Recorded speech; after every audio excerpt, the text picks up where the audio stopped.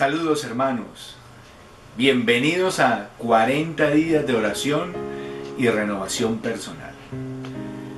Durante este tiempo de campaña vamos a estar compartiendo con ustedes una serie de enseñanzas acerca del Padre Nuestro.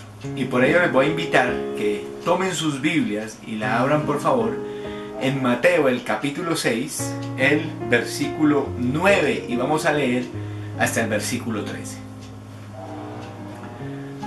La palabra de Dios dice así: Vosotros pues orad así: Padre nuestro que estás en el cielo, santificado sea tu nombre, venga tu reino, sea hecha tu voluntad en la tierra como en el cielo. Danos hoy nuestro pan de cada día, y perdona nuestras deudas como también nosotros perdonamos a nuestros deudores. Y no nos dejes caer en tentación, mas líbranos del mal, porque tuyo es el reino, el poder y la gloria, por todos los siglos. Amén. Después de leer la Escritura, tomemos un tiempo para orar y pedir al Señor que nos hable a través de su palabra el día de hoy. Padre, te damos muchas gracias por esta campaña, Señor, que ha comenzado ya y que hoy comienza aquí en este grupo, Padre. Dios, es nuestro deseo el que tú nos hables, es nuestro deseo el que tú nos enseñes a orar, Señor. Que tú nos enseñes cómo orar, por qué orar, para qué orar, Dios. Y por eso nos dedicamos a tu palabra el día de hoy, esperando hallar respuesta en ella a estas preguntas, esperando encontrar edificación, Señor, en tu palabra el día de hoy. Señor, haz nuestra oración eficaz después de que hayamos escuchado tu bendita palabra. En el nombre de Jesús. Amén y amén. Hermanos, sin duda, la oración es uno de los temas más vitales de la vida cristiana, de nuestra vida espiritual, de nuestro crecimiento cristiano. Un día los discípulos se acercaron a Jesús y le pidieron que les enseñara a orar. Ellos le dijeron ese día: Señor, enséñanos a orar como Juan enseñó a sus discípulos. Y en respuesta a esa petición de los discípulos, el Señor Jesús entonces les enseña el Padre Nuestro. Y el Padre Nuestro es una oración magistral porque puede condensar en estos breves versículos que acabamos de leer muchas enseñanzas importantes acerca de la oración. Por ejemplo, nos puede enseñar acerca de cómo orar, de por qué razones orar, de para qué orar. De forma sorprendente y maravillosa, el Padre Nuestro nos hace una sinopsis de la oración en estos breves versículos. Antes de comenzar con la primera frase del Padre Nuestro que nos compete el día de hoy, quiero hacerle dos observaciones importantes acerca de esta oración en general.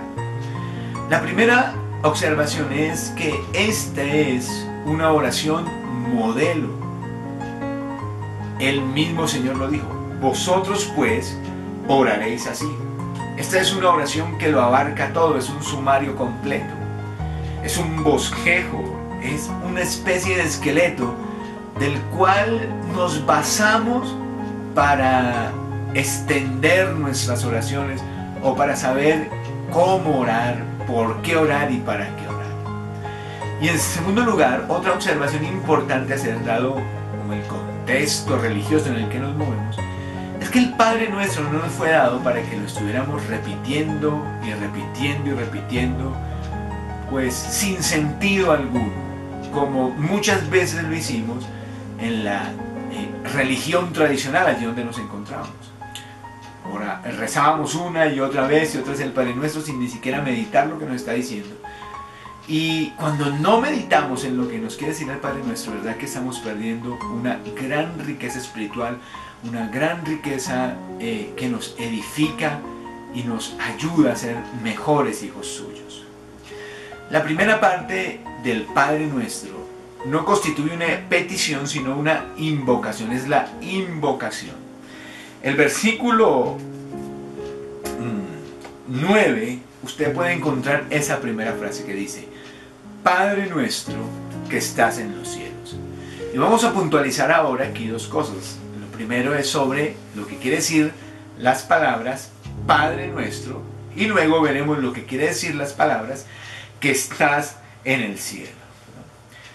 Cuando hablamos de Padre nuestro, aquí es implícita una situación que hay que decir, y es que únicamente pueden llamar Padre a Dios a aquellos que son sus hijos. Permítame explicarme, la palabra de Dios nos enseña que todos en sentido general somos hijos de Dios por cuanto somos criaturas de Dios. Pero en un sentido más específico, la Biblia enseña que solo son hijos de Dios aquellos que han recibido a Cristo en su corazón como Señor y Salvador. Específicamente, ellos son hijos de Dios. Y esta es una oración dada para que la oren, para que se dirijan al Padre sus hijos, porque solo los verdaderos hijos de Dios pueden llamar a Dios Padre. Eso por un lado. Ahora, por el otro lado, esa frase Padre nuestro nos está revelando a Dios como un ser personal al que le podemos llamar Padre. En otras palabras, no nos dirigimos en esta oración a una energía, a un ser impersonal, a una fuerza sin personalidad, sino que más bien nos está dirigiendo esta oración hacia una persona con la cual podemos tener una relación íntima. Ahora, como Padre, se nos presenta a Dios como un ser profundamente amante de sus hijos, un Padre amante que se ocupa de sus hijos protegiéndolos, que les provee, que les da las cosas que son necesarias. Tal vez muchos de nosotros hemos tenido malas experiencias con la paternidad, tal vez porque tuvimos padres irresponsables o padres poco expresivos y padres afectuosos, y tenemos una mala imagen de la paternidad. Pero Dios es el Padre por excelencia. Él es un buen Padre y está listo y dispuesto a hacerlo con todos aquellos que somos sus hijos. Y por eso nos cuida, nos protege, nos ama, nos provee, porque son las cosas que hace un padre ejemplar. Pero dándole un equilibrio justo a la cuestión, también es necesario decir que así como Él hace estas cosas, también como una expresión de su amor, Él nos disciplina. La misma palabra nos dice que Él disciplina a todo aquel que ha tomado por hijo. Entonces, si por un lado nos habla del amor protector, proveedor, cuidador de nuestro Padre, también nos va a hablar acerca de la disciplina que ese Padre amoroso ejerce sobre nosotros con el fin de formarnos y de hacernos mejores hijos tuyos. Ahora, por el otro lado está la frase que estás en el cielo. Hemos tomado esta frase como quien describe el lugar donde Dios habita. Entonces decimos, bien, nos dirigimos hacia el Padre porque Él vive en el cielo, pero nada más lejos de la verdad. La frase que estás en el cielo no nos está hablando del lugar de la morada de Dios, sino de su posición como Dios. Él está en el cielo, quiere decir que es más grande, que es más alto. Nos está hablando del poder, la justicia, la eternidad, la soberanía de Dios. De eso nos está hablando esa frase. Se lo recalco, no del lugar donde Él vive, entre otras cosas porque Dios está en todas partes, sino de la posición de ese Padre al cual nos estamos dirigiendo en este momento. Entonces no es como una frase de etiqueta que hemos usado muchas veces para acercarnos a Dios, sino que más bien nos está ubicando en el marco conceptual correcto. El ser al que nos dirigimos es una persona que nos ama extraordinariamente y que además es sumamente poderoso.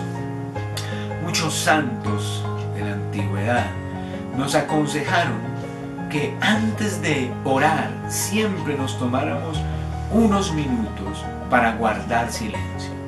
Ellos lo llamaban el recogimiento. Y se supone que en ese momento de recogimiento, lo que uno hace antes de empezar a alabar a Dios o de pedirle cosas, es meditar acerca de quién es ese ser al que nos vamos a dirigir en breve, después de que pase ese momento. Y esto es una buena práctica para nosotros. Antes de empezar a orar, sería bueno que guardáramos unos minutos de silencio para pensar en quién es ese ser al que nos estamos dirigiendo, que es a lo que nos dirigen estas primeras palabras del Padre Nuestro.